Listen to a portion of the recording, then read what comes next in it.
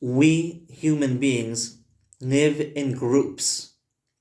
We live in cities. We have families. We work together for our jobs. We're always surrounded by people. We're in a society.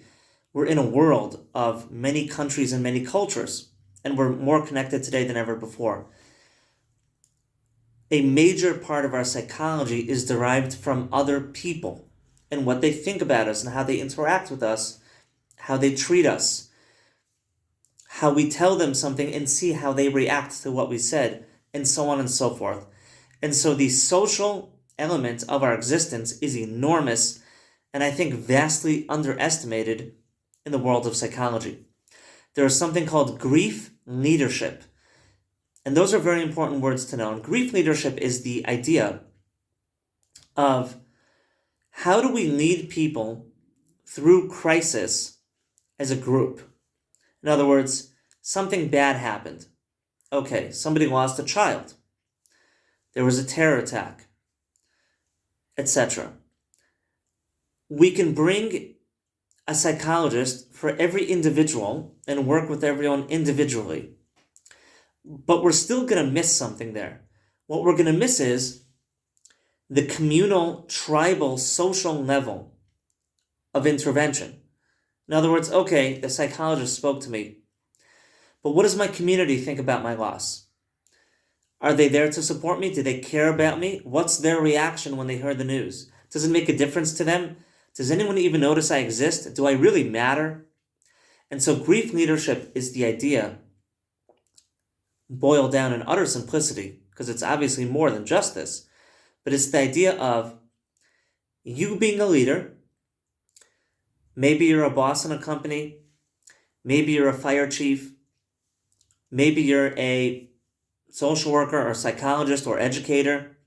You're some sort of person that has the merit and responsibility, maybe a religious leader, the merit and the responsibility of being in that role where when you get up in front of the group of people that you are in charge of or you influence, they will listen. And that's a very big pair of shoes to step into. And people are now relying on you and what you say in regards to the tragedy. So let's say a person died at work, they died by suicide, they died in an industrial accident, car accident, something bad happened in the country, whatever it is. And all the people under your charge, your subordinates, are looking to see, what do you think about it? What does the company say about it? What's the stance of the leader? Does this company care about its employees? And what will they do to relate to the death of the employee that died by suicide yesterday?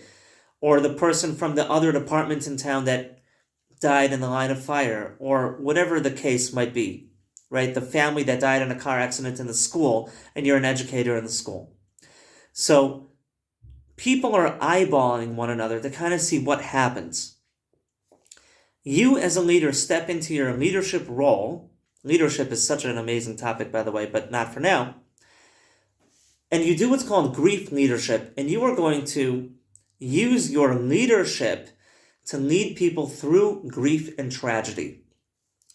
And part of that involves giving practical information on what happened so that they know what they need to know from a legitimate source, and they feel that they're getting it from the right people and not from all sorts of groups on social media, but the people that actually were involved and are responsible for disseminating the information of the event are giving the information. So it involves giving information. It involves giving perspective, because people are hurt. They're in pain.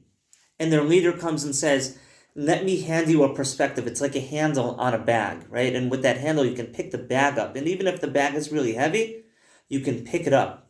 I was lifting a very heavy box with two of my boys the other day from the car to the house. And the box had these little holes inside the cardboard box that you can insert your hand in and then lift up your side of the box. And without those holes, it would be difficult to carry the box. That's what a grief leader does in grief leadership, is we're giving some perspective, some words that shows that we recognize and care about what happened, and we're handing some sort of perspective for meaning-making purposes so that people can make meaning out of what happened. So we're not going to get into the details of that now, maybe in a longer video another day, but the community grief leader gives information, he gives meaning at the right time and in the right way, and he talks about rituals and ceremonies that are going to take place in order for the community to recognize the loss. And that's part of showing everyone around you, this was important to us. These people were important to us. Their loss impacted us.